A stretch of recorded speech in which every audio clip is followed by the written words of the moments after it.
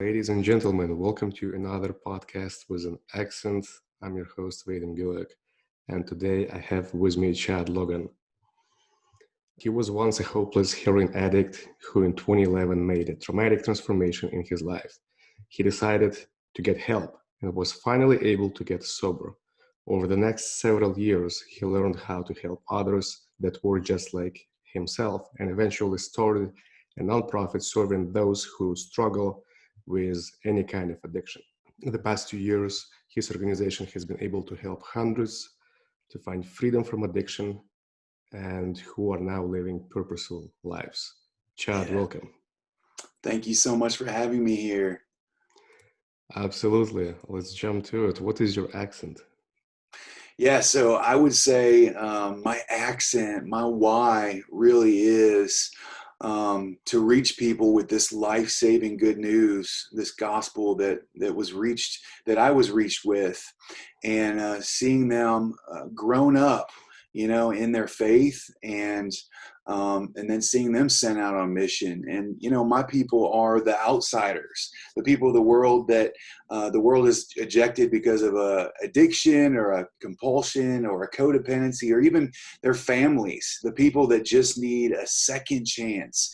We affectionately call these people the wild ones because they take a bit of a different path than most people, but we know that when they get their lives together and when they get a little bit of hope inside of them and God gets a hold of them, they do crazy awesome things, and they reach the world and they start recovery centers and counseling centers and ministries and nonprofits, and so it's really cool to be considered one of the wild ones. And my accent is I speak wild one, man. I'm I was one and I still am one.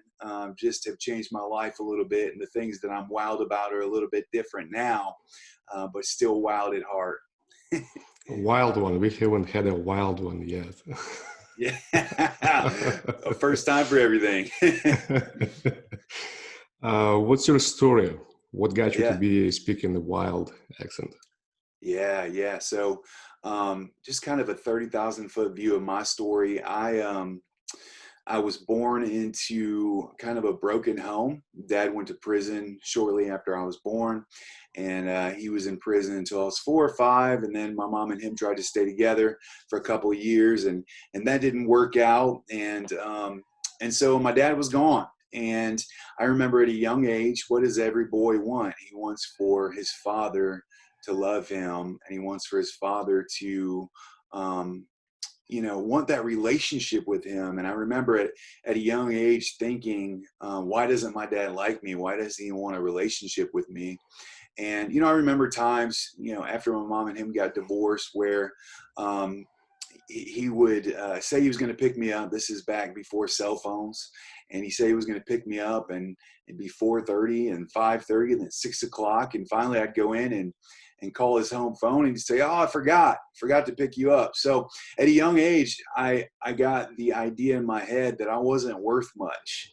And then my mom got married to a man who was um, an alcoholic, as was my father. Father was an alcoholic. This kind of runs in my family.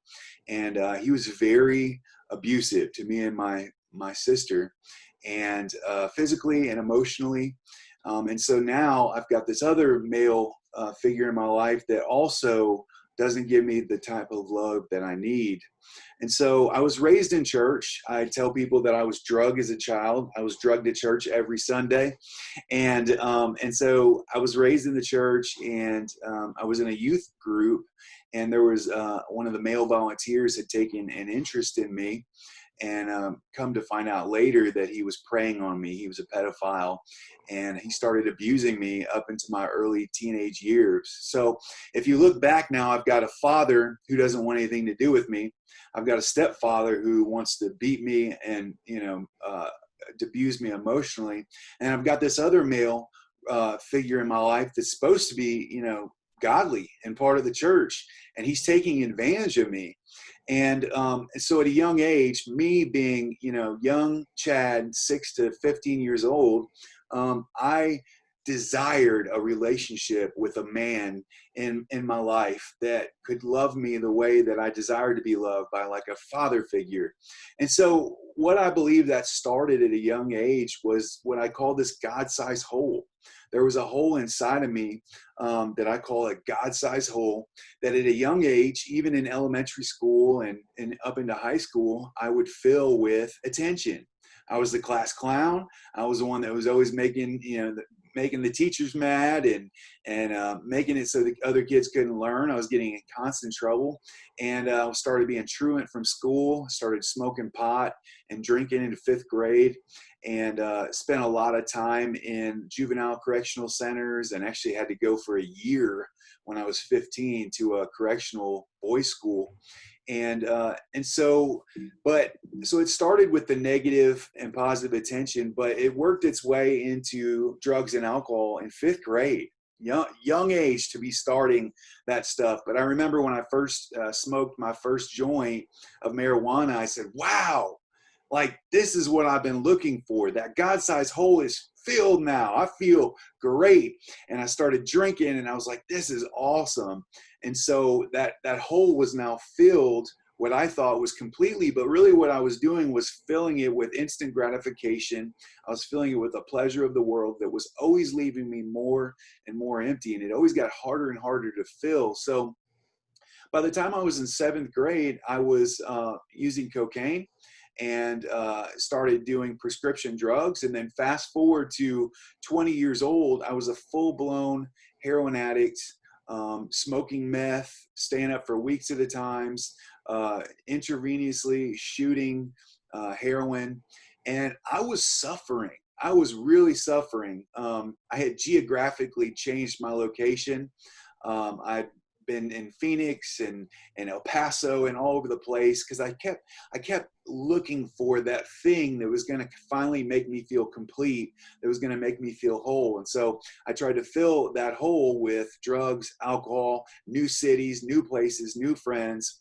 And so I did that up until I was about 27 years old. So for about 15 years, I filled my life with instant gratification. What's that next thing I can get to give me some pleasure, to give me some joy, whatever it was, fake joy. I don't call that real joy. And so by the time I was 27, I was sleeping on my dad's couch, and I was in Charleston, South Carolina. And let me tell you how I got here. This was my jacked up thinking. I was 20 years old, and I told myself, hey, I'm going to die if I stay here in Charleston. And I looked at a map, and I saw Charleston, South Carolina, and that was the farthest I could get away from where I was at the time without going into the ocean. And so I picked up everything and I moved to Charleston. But I realized, though, after a while, I couldn't change my geographical location to get away from myself. Myself was what the problem was, and how I was living. And so, like I said, when I was 27, I was living on my dad's couch, and I just said, man, what am I doing with my life? I've been struggling with drugs and alcohol for 15 years, and I'm killing myself. I was at a point in my drug addiction where I was mixing some very dangerous cocktails of drugs every day.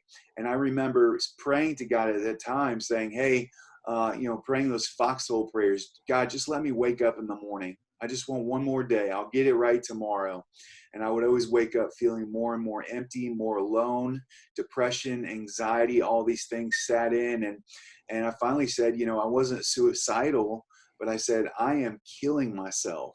Like, I am killing myself. And I didn't think I was going to make it much longer. And so I asked for help. I had asked my amazing sister for help, and she came, and when I was finally ready, she got me into a detox center, and I had to detox for 7 long days off of everything that I was on. Like I said, I was on a dangerous cocktail of drugs, and so I detoxed, and I had been to detox before many times. But this time I said, hey, I'm not just going to get out and go back right back to the same things, because I would go in with a strong resolve saying, I'm going to quit everything this time. It's going to be different. And then I would detox. And before I would even get home from the detox center, I'd have a case of beer and I'd be looking for crack or something. And so I realized that this time I had to change something. So I let someone help me get into a 4-month long-term drug rehabilitation center. And when I got in there, I instantly started, because like I said, I was raised in the church, but I remember thinking God was this scary master in the sky, that just wanted me to follow a bunch of rules and say a lot of really good things on Sunday and show up and serve and give. And he wanted something for me. And I didn't realize he wanted something from me, and I didn't realize he wanted something for me. So I always knew that there was a God. And so I continued to pray throughout those years. But when I got into this recovery center, I really started praying, God, man, if you're there, please show yourself to me. Help me to get my life together. And so I heard about this great church that some of the other residents were going to on Sunday mornings, and they said the music was really loud, and it was it was just a good time. It was like a rock festival, every Sunday. And honestly, the only reason I went was to get out of the rehab center, and because I knew there were probably going to be some pretty girls there who hadn't been married yet, and to hear this music they were talking about. But so I attended that church, and the very first Sunday, I remember it was October 4th, 2011. I started hearing about a God that I don't ever remember hearing about as a kid, a God that loved me so much that he sent his one and only son to die for me. And that if I put my faith in him, if I confessed that he was Lord, that he was faithful to save me. And so, I said, hey, I've tried everything else in the world. I'm going to give this Jesus guy a chance. And I really heard the gospel. I heard the good news proclaimed in such a beautiful yet simple way that day, that I said, hey, I'm going to turn away from all this stuff for good as best as I know how. I'm going to put this man named Jesus at the forefront of my life. I don't have all the answers. I really don't even know what I'm doing or what I'm saying, but I'm going to give this thing a chance, and I'm going to live the rest of my life the best I know for him. And instantly I started changing. Like it was just wild how I started changing. And I instantly got excited to help other people make those changes. And so as I saw God moving in me, I wanted to see him moving in other people. So I started a little small group in the rehab, and we started seeing people make decisions to follow Jesus and getting well. And it was just so awesome. And so instantly my new addiction was more of Jesus. I wanted to get to know him better, and I wanted to proclaim how good he was to the world. And so over the next several years, believe it or not, I actually got to be on staff for that church a couple years later and got to work for them. And I got some great training and great experience from them. And then I got to be a worship leader at another church and a youth pastor. And so, but I never really felt like I enjoyed what I was doing and I loved what I was doing, but I never really felt like, hey, this is it. Until 2018, I'd taken a year off ministry, and my wife and I were just asking the Lord, what should we do? And I did meet my wife after I got sober. I had my kids after I got sober. My wife is amazing. She loves the Lord. She loves me so much. She's a great mom. And that's one of the biggest blessings next to Jesus saving me that I've been given. But anyway, so we just asked God. We said, hey, what would you have us do? And I had been doing a small group in a local recovery center for about 3 years. And we saw people doing exactly what I did. They were, giving their lives to God. They were getting baptized. They were getting changed and saved. But something really disheartening happened. We had a guy named Tyler come through our small group. He made a decision to follow God and got baptized. And then he got out, and a few months later, he overdosed and died on a heroin overdose. And it really hit me hard because, he's a young man. He was 24. He had a 3-year-old daughter. And I started asking God, how did we fail him? Like, where did we fail him? Because I really felt like this thing called the gospel was supposed to set people free and send them on mission. And what God taught me through that was, we're not called to be drive-by evangelists. We're called to reach people with the gospel, but then also to do life with them, to grow with them, to show them what it looks like to live on this side of freedom from addiction. And so we started the Hope Project, and the Hope Project is basically just a ministry for what we affectionately call the wild ones, the people who are in and out of jail, the drug addicts and alcoholics, and either now or in the past, their families. We've got a component where we tell the whole family to come in, and we're going to reach them because we really do believe this is a family disease where the whole family has to get well. These are prostitutes and gangbangers, drug dealers, people right off the streets. We have homeless people come, and it's awesome. It is awesome. And so we've been doing this now since November of 2018. And we've seen hundreds and hundreds of lives changed as a result of this ministry.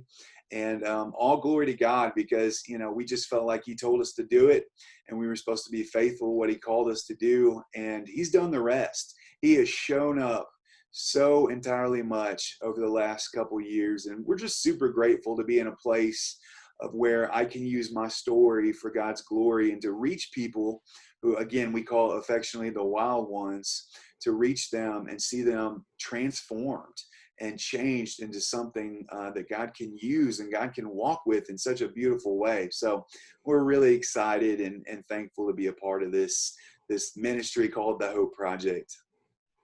Wow. What a loaded, wild answer. Amen. I know it was a long one. We could probably call it an episode, but we're gonna dive in a little bit more in what makes you who you are today. Chad, what are you inspired by? Oh man, I think the number one thing that inspires me, nothing inspires me more than to see people who are the seemingly unreachable, the people who the world is all but given up on, the downtrodden, the people that just need a second chance, to see those people captured by this beautiful good news of the gospel and transformed into something amazing.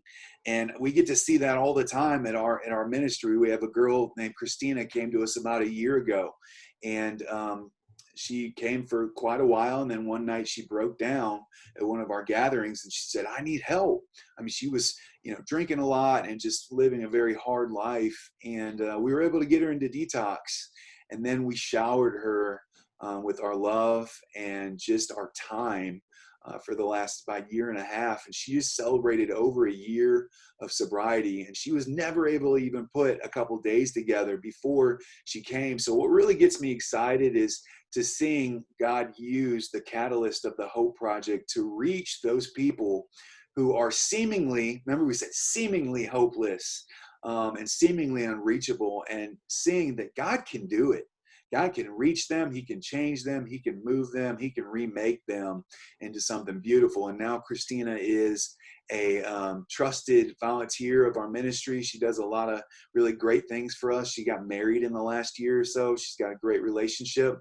And it's just, that sets me on fire. Like that keeps me ticking right there, is those kind of stories.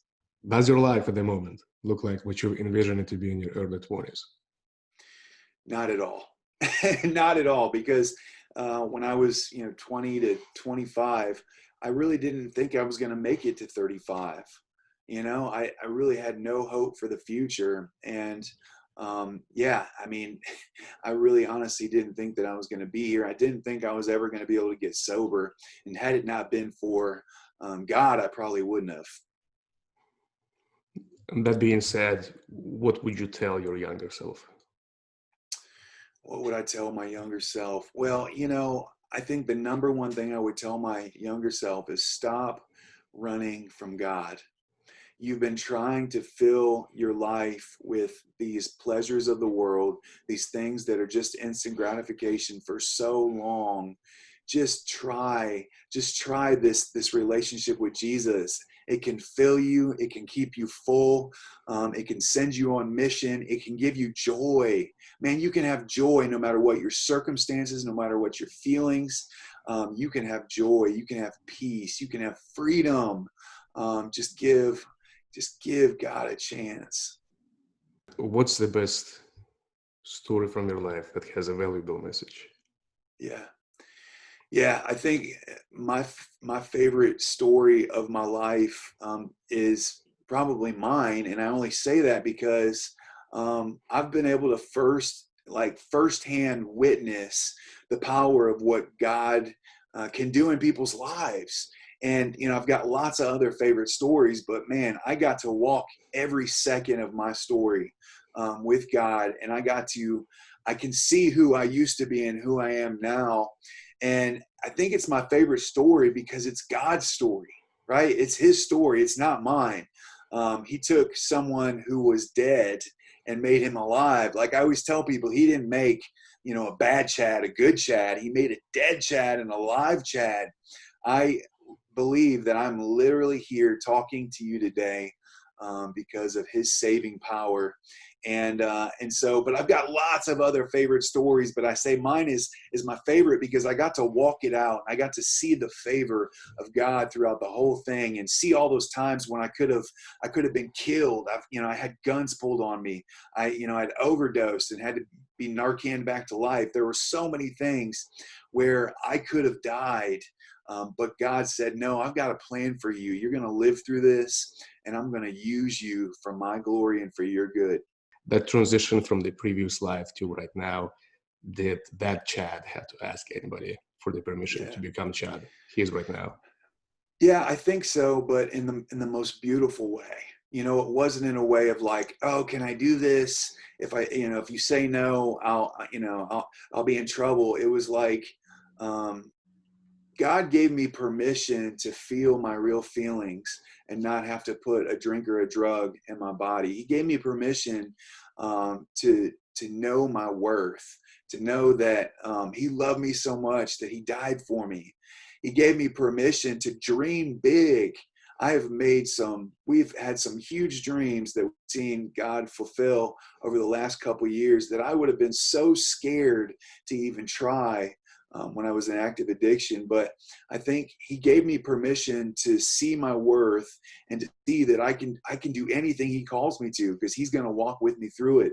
And I'm telling you, it's been scary the last couple of years, some of the decisions we've made, and we've failed forward a lot, and we've done some good things, we've done some bad things, but he's been with me every step of the way through his grace and through his mercy. And he's been faithful to continue to bless me. And so I think the permission he gave me was just permission to live in freedom, to be who he called me to be the person that he always knew I could be, but it was going to take his power to bring out in me, How would you define that freedom? Yeah, that freedom, I think it's the freedom to be who I was called to be, right? The freedom to walk in the fact that I am loved and I am accepted by God no matter what I do, no matter what I say. That also has parameters. I want to do everything to glorify him.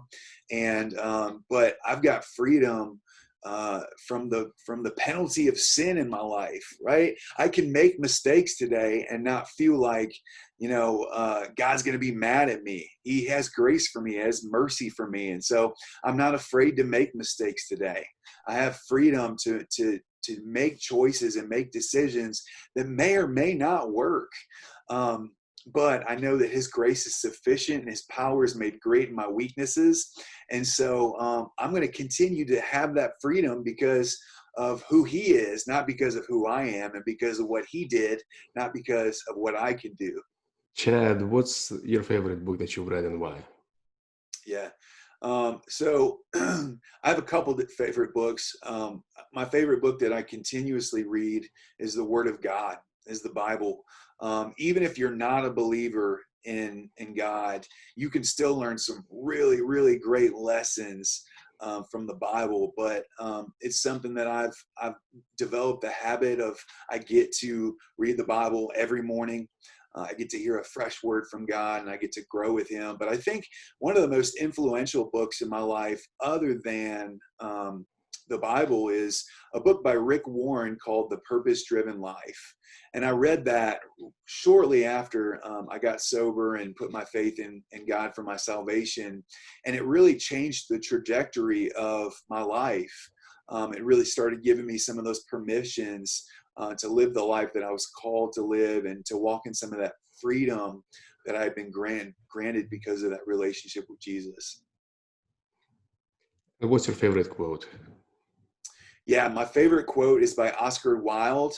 It says, every saint has a past, and every sinner has a future." It resonates with me so much. What that tells me is that the ground really is level at the cross, that every saint has a time where they were a sinner, and every sinner has a future where they can be a saint. We really are all equal, and God can do anything through anyone. He can change anyone anytime He wants. All we've got to do is put our faith in Him and make Him Lord of our lives. Chad, what turns you on? Yeah, man, that's a great question. I'm sure my wife would have a different answer when it comes to our relationship, but but I think what turns me on is continuing to see God move, continuing to see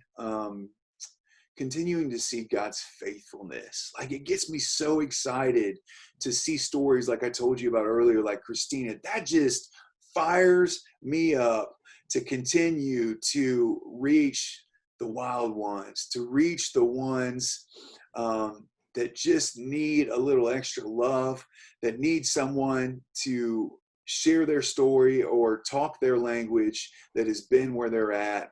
And it gets me fired up to continue to see people who are so far what the world has deemed gone, turned into something so beautiful and something so powerful, and see them turn from nightmares into people who can dream and can move and can live and can walk in freedom. What is the most important photograph in your life, Chad? Yeah. The most important photograph in my life is, it's a split picture. There's one picture on the left-hand side, and it's of me severely emaciated, strung out on heroin and methamphetamines, and my face says it all. I'm just so broken, so lost. And then the picture on the other side is a picture of me and my beautiful wife and my beautiful kids. And we're all smiling. And we've got a beautiful wife. And my wife never has to know that Chad. And my kids never have to meet that Chad. And I look at that and I see the faithfulness of God. I see what God can do with a broken man or a broken woman, and what he can bless them with. Man, I am blessed today, bro. I have got a beautiful family. And it's all because of what God did in me and then did through me. And so I keep that close to my desk on those days when I don't feel like continuing on in what I'm doing. And I can look at that and say, wow, but look at how faithful you've been, God. I can't imagine how more faithful you're going to be down the road. To anybody who hasn't been able to share that, that picture from the past, and they are still living in that moment, perhaps, or they haven't just gotten a chance to come up with a new picture of their next level self, what would you tell them? Yeah, I would tell them, first of all, you are not alone. There are people who are going through and have been through exactly what you're going through. But I will tell you, if you carry on abusing drugs and alcohol or living in high-risk behaviors, you are going to be robbed from this world. You are going to pass away. You're going to end up in an institution, or you're going to end up in prison. And so I would tell you that there are lots of people that have been where you're at, and know the way out, right? Have been to hell and know the way to get out of that. And so I would tell you to reach out to the Hope Project, our organization. We've got a group of volunteers that would love to walk with you through whatever it is that you need help with, whether it be detox, whether it be long-term recovery, whether it be someone just to talk to on the phone and bounce ideas off of. We've got a whole volunteer staff of people that would love to walk with you through this. The most important thing you need to know, though, is you cannot do this by yourself. You need to work with people that have been where you're at and have found the way out. And I just can't stress to you enough that if you carry on in those high risk behaviors, you're probably going to die. And there are going to be friends and family that are going to mourn your death for the rest of their lives. And so please reach out for help today. Reach out to our organization. We would love to help you get some treatment, get some help, or whatever it is you need. Even if you just need someone to talk with, we would love to be those people for you. What is the best way for people to get in touch with you online? Yeah. So you can go to our website. Our website is www.thehopeproject.cc. That's C as in cat. Or you can call our ministry phone number. It's 843-284-6526. Or you can email us at hello@thehopeproject.cc. Any one of those ways, whichever one you feel comfortable with, we would love for you to reach out. And we are a totally free service, and it is our great honor to walk with people who are struggling and their families. We also, if there are families that are listening that are struggling with someone who is addicted, we've also got help for you. So please reach out. Thank you for being on the show, Chad. Thank you for sharing your story and what makes you who you are today. Thank you. Thank you so much for having me. Everybody in the audience, we'll see you next time.